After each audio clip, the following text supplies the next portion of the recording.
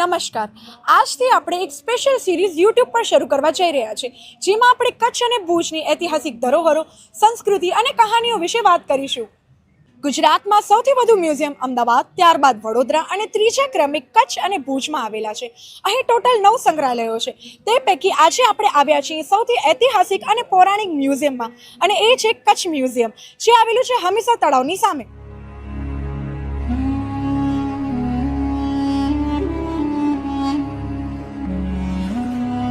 બહુ જે કલા શૈલી જે મૂર્તિશાસ્ત્ર કહી એને રિપ્રેઝેન્ટ કરતા અલગ અલગ પ્રકારના મૂર્તિઓના અહીંયા નમૂના ગોઠવેલા છે.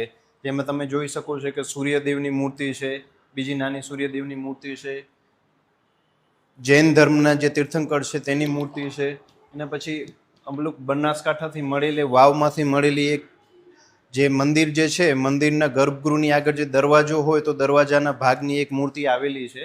અને આ બાજુ પણ એક નાની સૂર્યની મૂર્તિ છે. અને આ કેરા શિવ મંદિર જે છે તો ત્યાંથી મળેલો એક જે મંદિરનો ભાગ છે એના અંદર આ જે પાર્વતીજી બેઠેલા છે તો એની એક મૂર્તિ અહીંયા જોવા મળે છે. આ એના પછી જોઈએ તો આ એક પાળીઓ છે. અને આ બાજુ પણ કચ્છનું જે કહીએ કે કચ્છ અને સૌરાષ્ટ્ર પાળિયા માટે બહુ ફેમસ છે, તો એ પાળિયા પણ અહીંયા રાખેલા જોવા મળે છે. આ ઇન્સ્ક્રિપ્શનની અંદર એવું છે કે એનામાં જે લિપિ જે સ્ક્રિપ્ટ જે કહીએ જે લખેલી ભાષા છે એ સ્ક્રિપ્ટ છે બ્રાહ્મી છે, અને જ્યારે એની લેંગ્વેજ જે છે એ લેંગ્વેજ સંસ્કૃત અથવા તો પ્રાકૃતમાં જોવા મળે છે.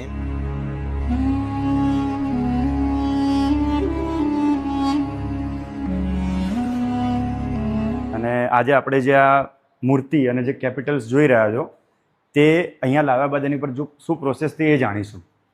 તો સૌપ્રથમ જ્યારે આ કેપિટલ્સ જ્યારે બહાર મળતા હોય આપણને, જેમ કે આર્કિયોલોજીકલ સાઇટ્સ પર યા તો કોઈ મોન્યુમેન્ટ્સના ભાગ તરીકે, ત્યારે એની ઉપર વેધરિંગના કારણે ઘણી બધી ઇફેક્ટ થતી હોય. જેમ કે એની ઉપર ફૂગ આવી જાય, જીવાત આવી જાય, કોઈ ઝાડપાન ઉગી જાય અથવા લીલ આવી જાય.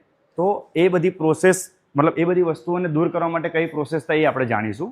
તો સૌપ્રથમ તો જ્યારે આ કેપિટલ અહીંયા આવે ત્યારે એની ઉપર એમોનિયાથી ક્લિનિંગ ટ્રીટમેન્ટ ચાલુ થાય. એનાથી જે આની સરફેસ છે એ ક્લીન થાય. ત્યારબાદ સેકન્ડ સ્ટેપ છે એમાં સોડિયમ પેન્ટાક્લોરિફિનેટ એનાથી આની ઉપર ક્લિનિંગ થાય. એનાથી ફંગલ હોય એ ફંગલ ટ્રીટમેન્ટ હોય, એ ફંગલ ટ્રીટમેન્ટ આપે એટલે ફૂગ જે હોય એ બધી રિમૂવ થાય. ત્યારબાદ ત્રીજા નંબરે આવે બાયોસાઇડ. બાયોસાઇડનું કામ છે કે જે બી જૈવિક એટલે કે ઝાડ છે, પાંદડા છે કે એવું કંઈ ઉગી ગયું હોય અથવા કોઈ મોસ રહી ગઈ અથવા બ્લેકનિંગ હોય કોઈ પાર્ટ, તો એ વસ્તુને ક્લીન કરવા માટે બાયોસાઇડનો ઉપયોગ થાય. ત્યારબાદ આપણે ક્લિનિંગ કરી નાખ્યું, હવે એને કન્ઝર્વ કરવાનું છે. કન્ઝર્વ કરવા માટે ચોથો જે ભાગ છે એમાં ઇથાઇલ સિલિકેટનો ઉપયોગ થાય. ઇથાઇલ સિલિકેટ શું કરે? આને સ્ટ્રેન્થનિંગ આપે. એટ ધ લાસ્ટ આ 4 પ્રોસેસ પતે પછી 5મી પ્રોસેસ જે છે એ છે વોટર રિપેલેન્ટ. વોટર રિપેલેન્ટનું કામ શું છે? ભેજથી સુરક્ષા આપવું. અને ભેજ રહેવાના કારણે બીજી બધી વસ્તુઓ ચાલુ થશે ધીરે ધીરે, જેમ કે લીલ આવી, ફૂગ આવી, જીવાત આવવી. તો એ પાણીના આની અંદર સંગ્રહિત થાય એના માટે આપણે વોટર રિપેલેન્ટ, અને વોટર રિપેલેન્ટ જે ટ્રીટમેન્ટ છે એમાં સિલોક્સેન નામનું એક કેમિકલ આવે એ યુઝ થાય. અને કન્ઝર્વેશનનો એક મેન મહત્ત્વનો હેતુ એ છે અથવા મુદ્દો એ છે કે મિનિમલ ઇન્ટરવેન્શન, એટલે કે જે જૂનું છે એની અંદર ઓછામાં ઓછું ઇન્ટરવેન્શન કરીને એને એઝ ઇટ ઇઝ રાખવાનું. કોઈ પણ પ્રકારનું નવું ના થઈ જવું જોઈએ. એને રિપેર કરતાં કરતાં એ સંપૂર્ણપણે નવું ના થઈ જવું જોઈએ. તો આ કન્ઝર્વેશનનો મુખ્ય મુદ્દો છે.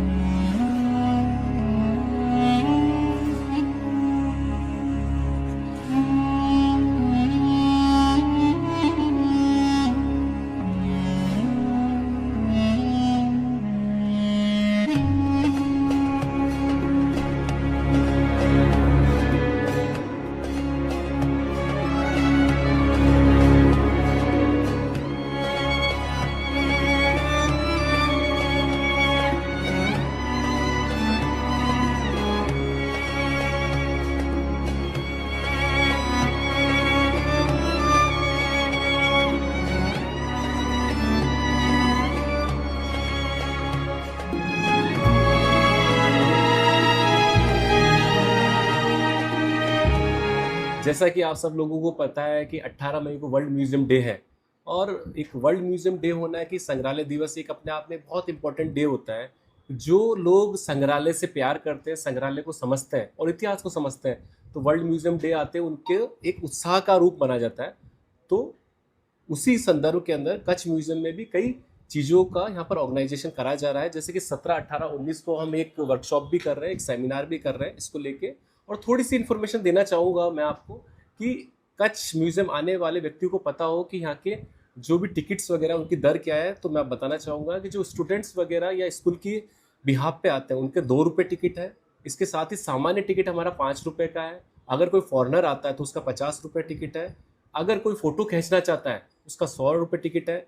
और इसी दौरान कई आजकल यूट्यूबर्स हो गए, आजकल बहुत सारा ट्रेंडिंग रहा है सोशल मीडिया को लेकर, अगर कोई लोग वीडियो शूट करना चाहते हैं तो उसके 500 रुपये होते हैं। तो ये रही हमारी टिकट की माहिती।